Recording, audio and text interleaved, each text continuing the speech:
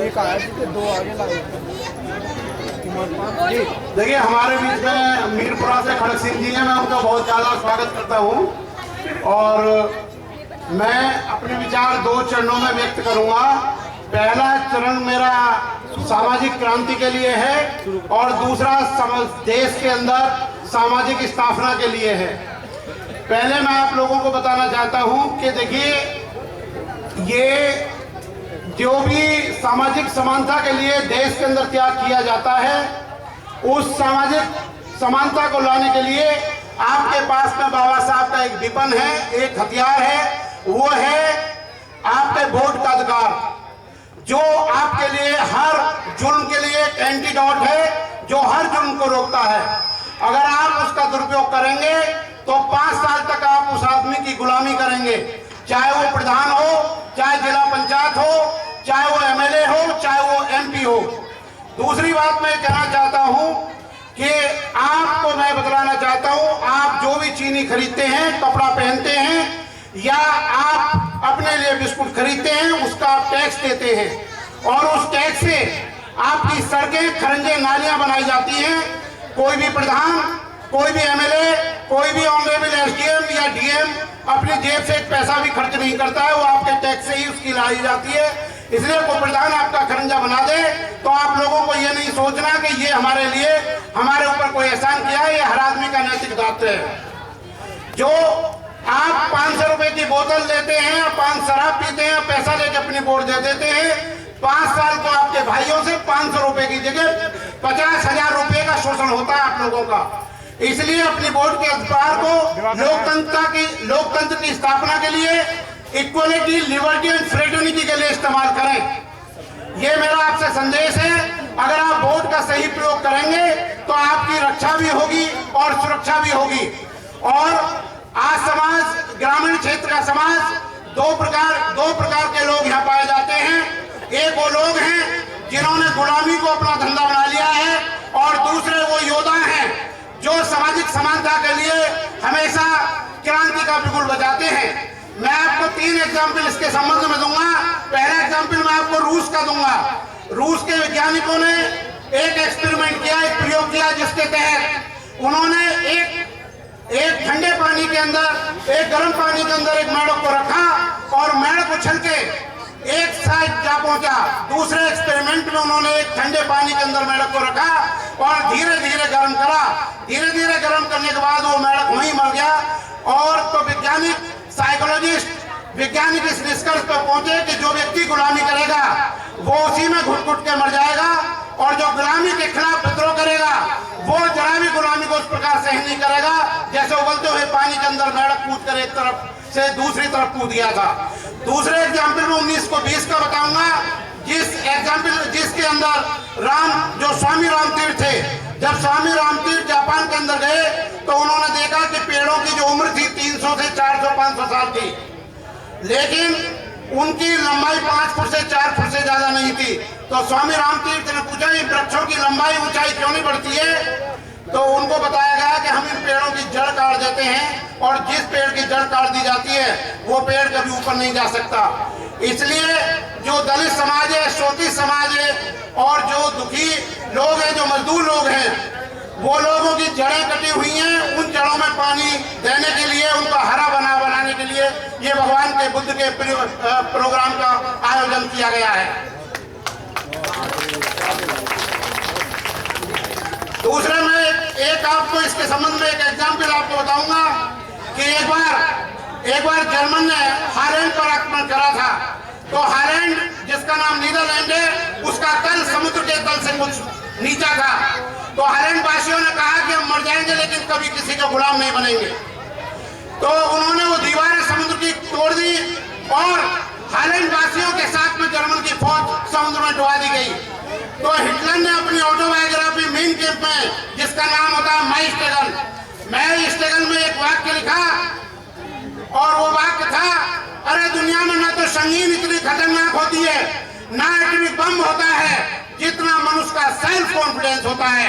अगर दुनिया का कोई भी मनुष्य जो मरने के लिए एक बार तैयार हो जाए तो दुनिया की कोई भी शक्ति कदापि उसे गुलाम नहीं बना सकती। मैं आपको बताना चाहता हूं कि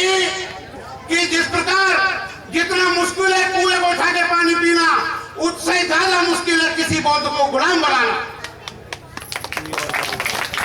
हिमालय से गिरने वाली कोई धारा को दुनिया की कोई भी ताकत समुद्र में मिलने से नहीं रोक सकती। उसी प्रकार इस देश के दलितों को, शूद्रों को, शुल्काष्टों को, बहुजन समाज को दुनिया की कोई भी ताकत बौद्ध धर्म में नहीं आने से रोक सकती है। और भगवान बुद्ध पहले व्यक्ति थे जिन्होंने देश के अंदर गुलामी खत्म करी थी। और मैं आपको बताना चाहता हूं, बुद्ध का एक वाक्य है जो जापान के एक मंदिर पर लिखा है, अगर मैं अपनी उंगली से तुम्हें चंद्रमा को दिखाता हूं तो तुम चंद्रमा को देखो, किसी की उंगली में मेरी उंगली को मत देखो। मैं मार्ग दाता हूं, मैं मोक्ष दाता नहीं हूं। इसलिए बुद्ध का जो धर्म है वो वैज्ञानिक धर्म है। बुद्ध का जो धर्म है वो मानवता का धर्म है। बुद्ध का जो धर्म है वो देश के अंदर इक्वलिटी, लिबर्टी एंड फ्रेटर्निटी स्थापित करने के लिए है। इसलिए बुद्ध ने कहा कि मेरा धर्म एक बेड़े की तरह है जो इस दुखों को पार करने के लिए, सर पर ढोने के लिए नहीं है। इसलिए ग्रामीण में एक खास, मैंने जो प्रधान हमारे सोनू प्रधान जी हैं, उन्होंने प्रोग्राम में बड़ा एनर्जेटिक होकर सहयोग दिया। अलीपुरा से हमारे रविंद्र प्रधान जी हैं, जरा एक बार खड़े हो जाए हमारे सोनू प्रधान जी, रविंद्र प्रधान जी और मुरारी प्रधान जी। जरा लोग देखें कि लोगों ने कितने आसपास के गांवों को लोग लेके आए हैं। और हमारे काफी प्रधान जी जो हमारे विजयपाल प्रधान जी हसनपुर जहांगीर से आए हैं और हमारे काफी साथी आए हैं। ये प्रोग्राम मैंने कुछ विशेष चीजों से करा है। पहली बार तो मैं आपको ये बात बताना चाहता हूँ कि अगर किसी भी आदमी का हमने दाह संस्कार करना है तो हमें राम नाम सत्य नहीं कहना है, क्योंकि राम का नाम सत्य नहीं है। अगर राम का नाम सत्य होता तो फिर उसके जन्म पे भी हम कहते भाई राम नाम सत्य, उसके शादी ब्याह में हम कहते राम नाम सत्य। लेकिन आपको यह कहना चाहिए कि बुद्ध का नाम सत्य है, बुद्धि सत्य है। बुद्धं शरणं गच्छामि, धम्मं शरणं गच्छामि, संघं शरणं गच्छामि। और भगवान बुद्ध की जय हो, इस तरह के नारों को ले जाते हुए हमें सभी तरह को ले जाना चाहिए। दूसरा मैं एक बात और आपको कहना चाहता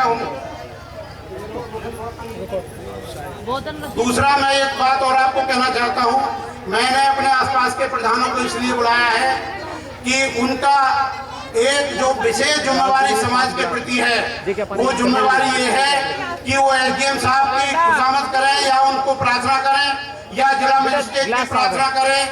जो डिस्ट्रिक्ट मजिस्ट्रेट होते हैं वो मेन रोड पर बाबा साहब के लिए 500 गज, 300 गज या 1000 गज जमीन को छोड़ें, ताकि आने वाले टाइम में भगवान बुद्ध की मूर्ति लग सके, आने वाले टाइम पे बाबा साहब की मूर्ति लग सके। इसलिए मैंने सारे प्रधानों को, हमारे सिकंदराबाद क्षेत्र के अंदर 17 प्रधान है, मैंने सभी को आमंत्रित किया है। भगवान बुद्ध की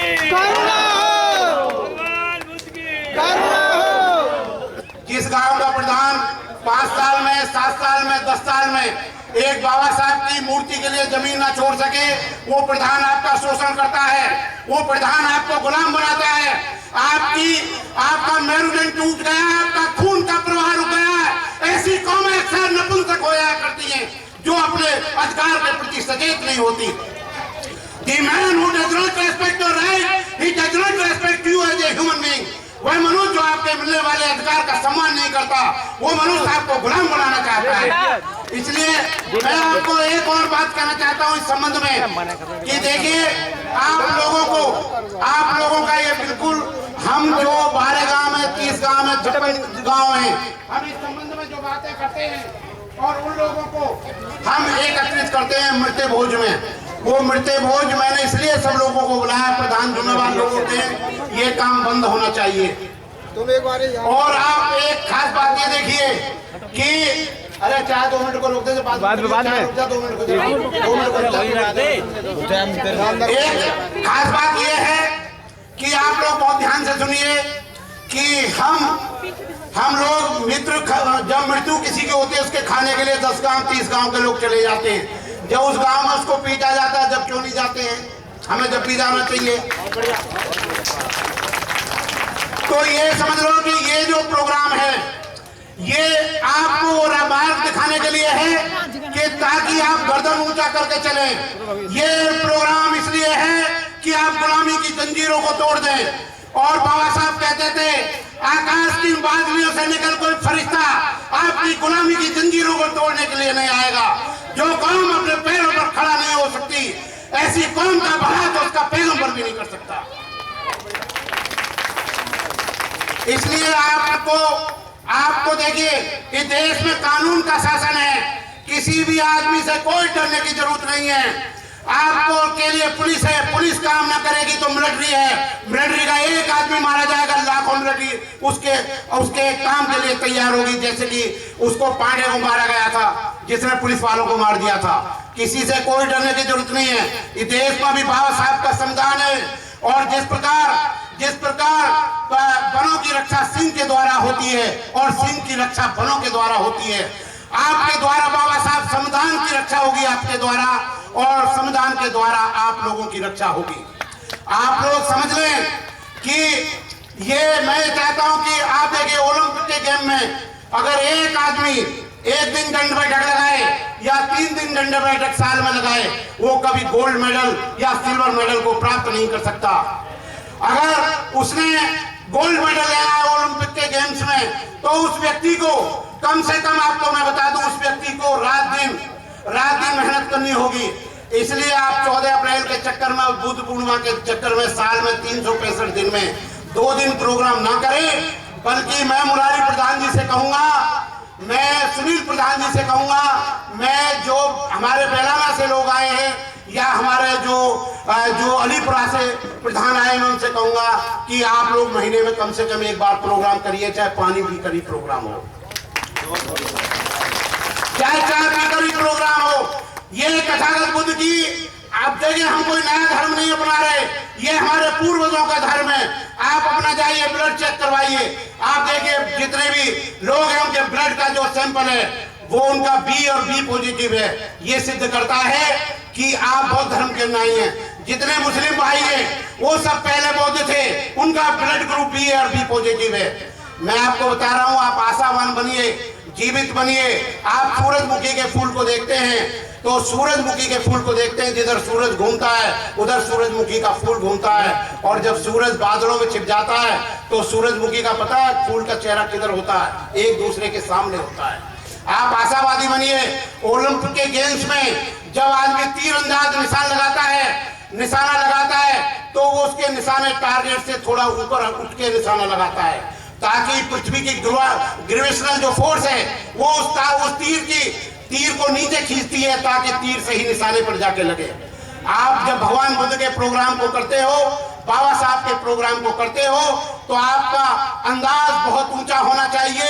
ये श्रेष्ठ धर्म है, ये आपके पूर्वजों का धर्म है, क्योंकि भगवान बुद्ध ने कहा था, जिस प्रकार विभिन्न नदियां नाले समुद्र में आकर अपने अस्तित्व को खो देते, उस नदी और नाले के नाम से नहीं जाने जाते, उसी प्रकार विभिन्न जातियों के, विभिन्न धर्मों के लोग जब बुद्ध के धर्म में आ जाते हैं तो संघ के नाम से जाने जाते हैं, उस जाति और धर्म के नाम से नहीं जाने जाते हैं।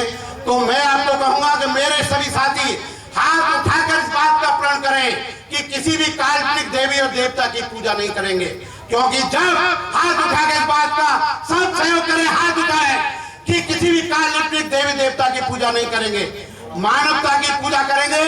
हाथ उठा के रखे हैं टीवी वालों के, आपके तरफ सबके चैनल्स हैं। और मैं आपको बता दूं कि दुनिया के अंदर बुद्ध से कोई बड़ा वैज्ञानिक धर्म नहीं है। जिस प्रकार सोने की परख उसे काट कर की जाती है, रगड़ कर की जाती है, पीट कर और घिस कर की जाती है, उसी प्रकार बाबा साहेब डॉक्टर अम्बेडकर ने इस धर्म को हर एंगल से जांचा है, परखा है। इसमें कोई संदेह करना, कोई भी संदेह करना, मैं आपको कहूंगा कि ये एक प्रकार की गद्दारी होगी। और बुद्ध कहते हैं कि किसी बात को मैं कहता हूं तो उसे इसलिए न माने कि मैं कहता हूं। जब तक कोई बात आपकी बुद्धि और तर्क की कसौटी पर सही ना उतरती हो तो आप उस बात को हरगिज न माने। धर्मों के इतिहास में किसी भी धर्म के चलाने वाले में इतना साहस नहीं हुआ कि वो ये क्वेश्चन कर सके कि हमें अपनी बुद्धि का प्रयोग करना है। मैं किंग फ्रेडरिक मार्टिन लूथर का एक बहुत कीमती बयान है, उसे आप ध्यान से सुनिए।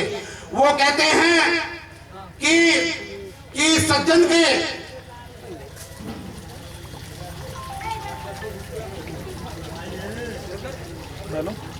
फ्रेडरिक मार्टिन लूथर का एक बयान है, अरे सज्जन की चुप्पी से, दुर्जन व्यक्ति के दुष्टों के जुल्म से सज्जन की चुप्पी ज्यादा खतरनाक होती है। दुर्जन के बुरे कर्मों से दुष्ट लोग जो अत्याचार करते हैं उससे ज्यादा सज्जन व्यक्तियों की चुप्पी ज्यादा खतरनाक होती है। क्योंकि आदमी सोचता है मैं तो सीधा आदमी हूं, मैं एक अच्छा आदमी हूं।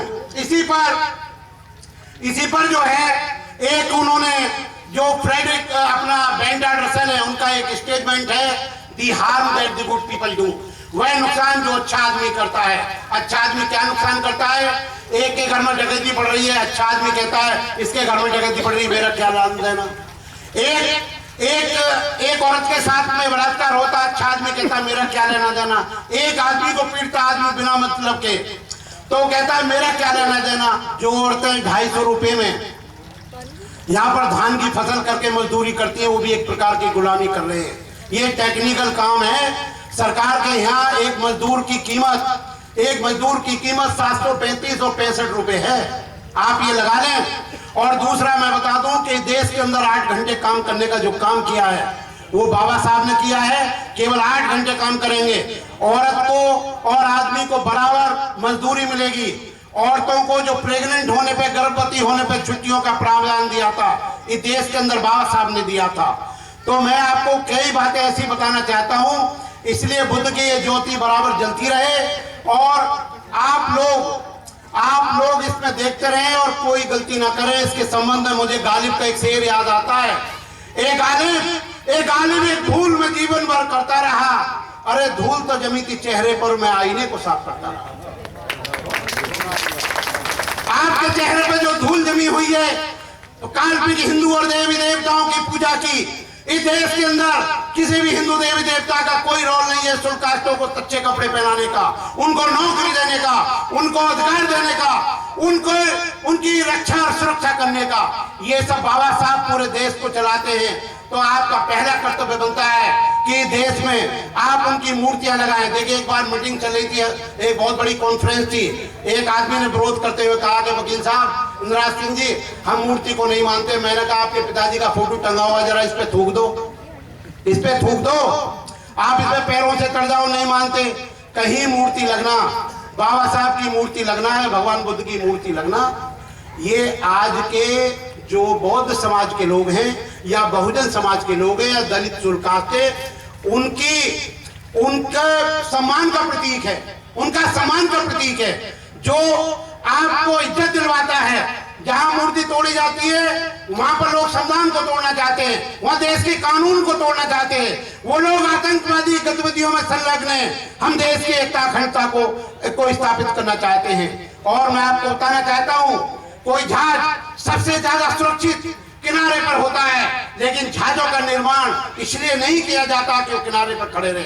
जहाजों का एक निर्माण है, एक उद्देश्य है कि समुद्र की धाराओं से टकराए और अपने लक्ष्य तक पहुंचे, इसलिए जहाजों का निर्माण किया जाता है। इसलिए बाबा साहब भगवान बुद्ध के इस धर्म का, ये इस समय उत्तर प्रदेश की भूमि सबसे ज्यादा उपजाऊ है।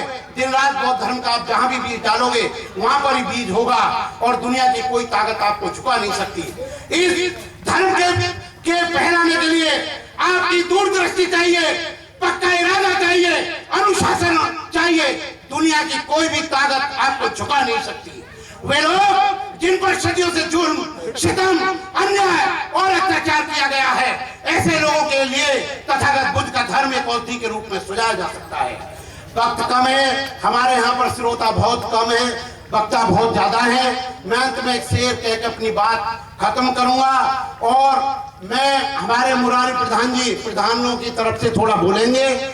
मैं 5 मिनट उनसे कहूंगा। इसके अलावा हमारे डॉक्टर वीरेंद्र सिंह मेरे साथी वकील दिल्ली में है, मैं उनसे कहूंगा 5 मिनट वो भी बोले। हमारे वीरेंद्र जी बहुत क्रांतिकारी है और मैं कहूंगा कि वाल्मीकि समाज से हैं, जो बहुत ही ज्यादा क्रांति लाते हैं। करेड़ा वाले कांड में इन्होंने बढ़ चढ़कर जो गाजियाबाद के खिलाफ बौद्ध धर्म को बनाने के लिए काम किया था। मैं एक शेर कहकर अपनी बात खत्म करता हूं। अरे न तरफन की अर्जी है, अरे न तरफन की अर्जी है, न तरफन की अर्जी है, घुट घुट के मर जाए ये मर्जी मेरे सयाद की है। न तरफन की अर्जी है न फरियाद की, घुट घुट के मर जिए मेरे सयाद की। जय भीम, नमो बुद्धाय। मैं मोरारी प्रधान जी नौड़ा के वकील भी हैं, चतुरा के प्रधान भी हैं। सभी प्रधानों की तरफ से 5 मिनट संदेश देंगे।